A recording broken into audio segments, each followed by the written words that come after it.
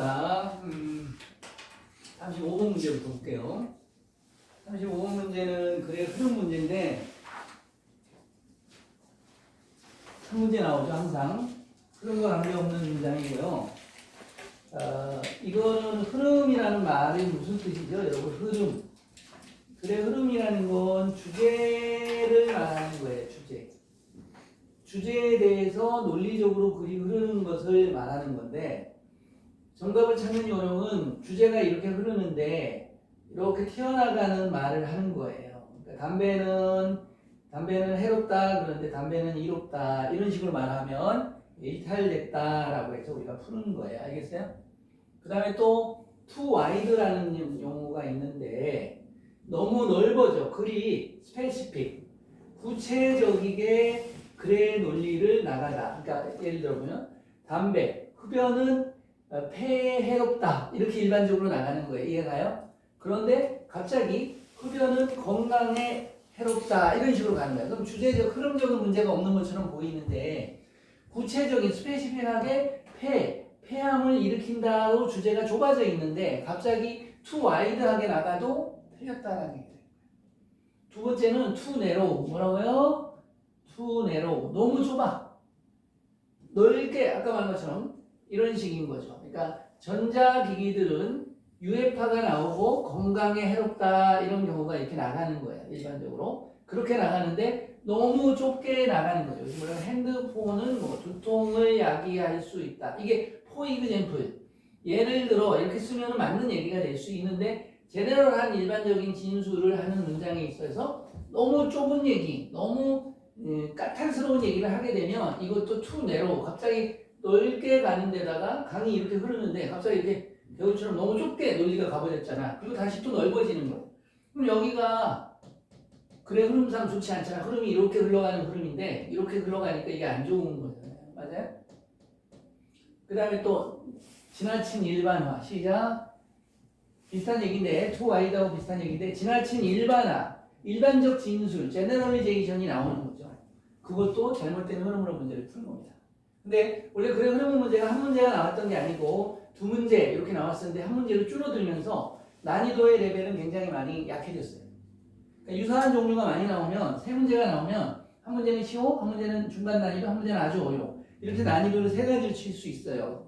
글의 흐름이 빈칸 추론이 4개니까 그렇게 하고 있죠. 그다음 글의 흐름 문제 중에 순서 배열하는 문제나 순서 삽입하는 문제도 두 문제가 나오기 때문에 한 문제는 쉽고 한 문제는 어렵고 이런 식으로 출제가 이루어져요. 그래서 여러분들이 이 문제는 이제 풀어가는데 고3 거잖아요, 지금.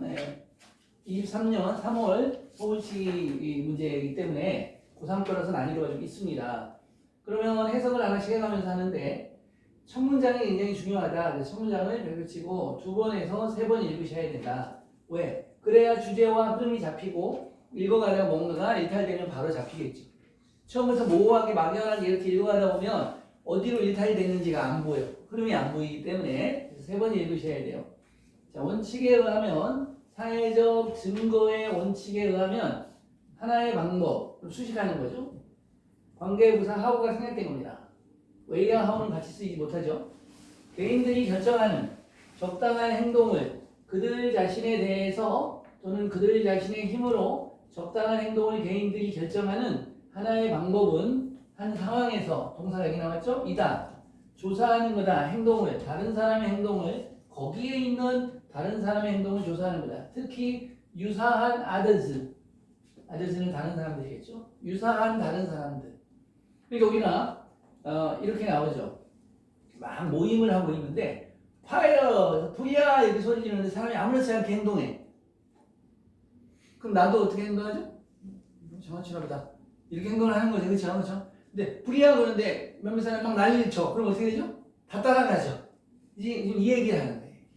어떤 게 적당한 행동이냐라는 행동인데 그게 바로 적당성은 어디에서 온다? 다른 사람의 행동을 조사하는 데서 온다. 그래서 다른 사람의 행동으로 모방하고 따라한다, 이런 얘기를 하는 거잖아요. 그렇죠? 자, 그 다음 보도록 하겠습니다. 이리지대 강조용법이거든요. 얘가 강조된 거잖아요.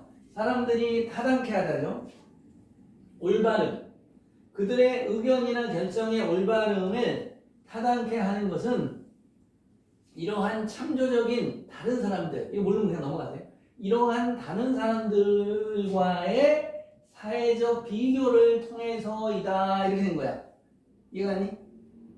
자, 이 말과 같은 말이야, 다른 말이야? 같은 말이지? 이 글의 흐름 문제에서는 사실은 이렇게 한 단어들이 나오거나 표현이 모른다고 해서 흐름을 놓치진 않아. 전혀 문제가 없다는 얘기야. 단어나 표현 한두 개 모른다고 해서 흐름으로 풀고 답만 찾아내면 되기 때문이죠. 결과적으로는 인과관계 이런 얘기죠. 결과적으로 사람들은 행동하는 경향이 있다. 그들의 친구와 동료들이 행동하는 것처럼 이렇게 되죠. 우리가 모이면 배고파. 근데 어떤 애가 나 떡볶이 먹을래 이렇게 되는데 나는 순대 먹고 싶은데 이 말을 잘 못하잖아. 그죠? 또 한 애가 나 떡볶이 이러면 순대가 더 좋지 않냐 이 말을 못하죠. 맞아요? 이런 식으로 하는 거죠. 결과적으로 행동한다. 그들의 동료나 친구들이 행동하는 대로. 그러니까 지금 흐름이 맞아요? 틀려요? 맞죠? 이렇게 가는 거야. 계속 가볼게요. 크리티컬은 너무너무 중요한 단어인데요. 결정적인 중요한 비판의 비평의 이런 뜻입니다. 그러면 이걸 또 모른다고 쳐요, 여러분들이. 어떤 뜻이지? 단어의 뜻이 많아서 적용을 잘 못한다고 쳐.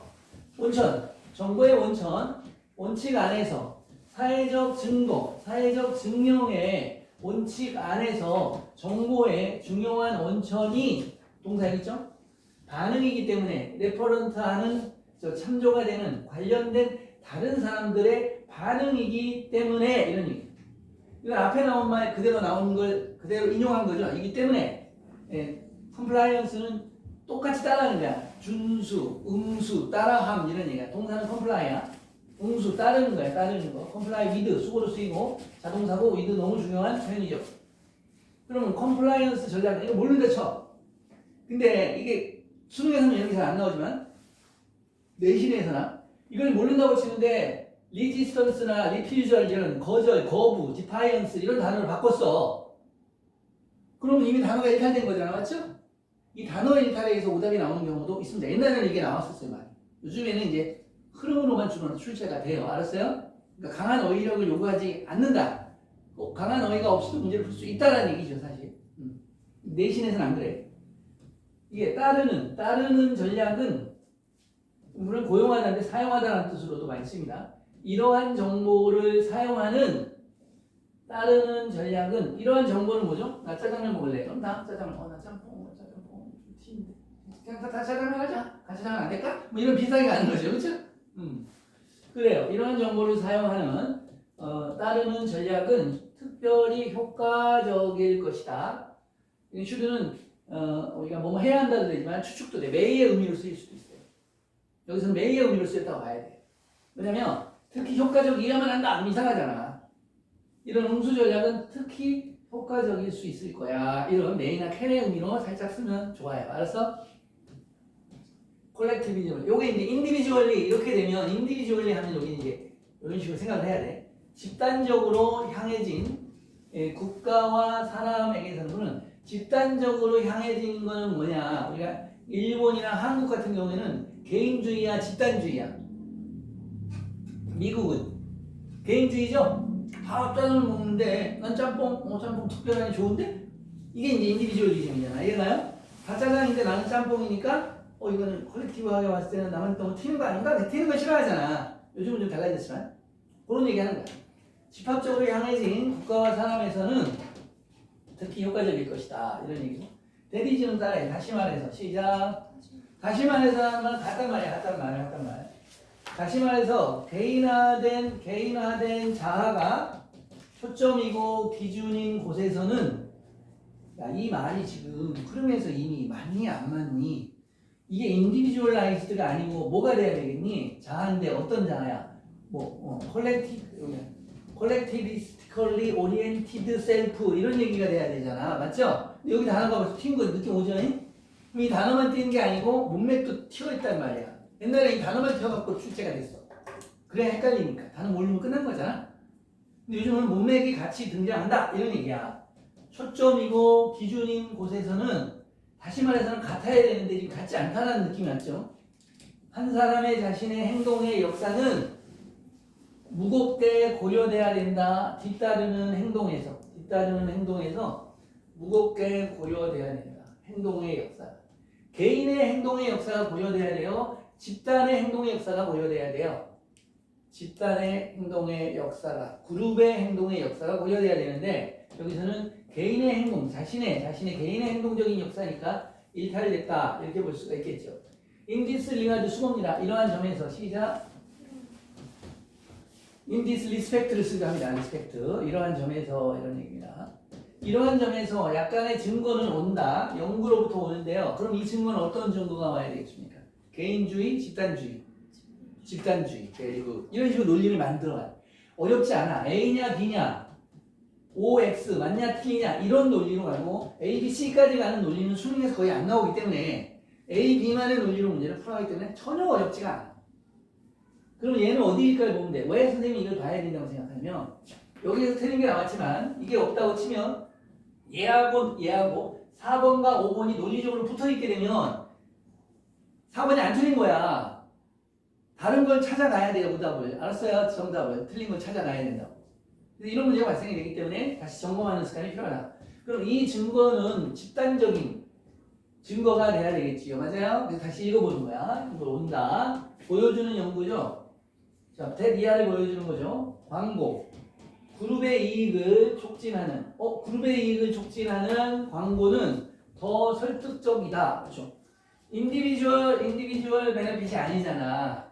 그룹의 이익이니까 컬렉티브가 맞잖아. 그러니까 얘가 일탈로 봐야 되잖아. 그쵸? 이렇게 딱 떨어지는 거야. 이거는 원래 20초나 30초 사이에요. 20초나 30초. 딱 보고 돌리면 이렇게 하면 딱 끝. 이렇게 푸는 문제입니다. 근데 이제 여러분한테 원리를 가르쳐 주기 위해서 설명을 하는 거고요. 그래서 그룹의 이익을 촉진하는 광고가 더 설득적이다. 한국에서는. 설명하죠? 한국은 뭔데? 집단주의적 사회 아까 말했죠? 누구에서보다? 미국에서보다. 미국은 뭐죠? 인디비주얼리스틱 소사이티니까. 이렇게 됐죠? 이렇게. 문제가 풀리죠, 이렇게. 일탈되고 딱 튀는 부분을 잡으시면 어렵지 않게 풀 수 있어요.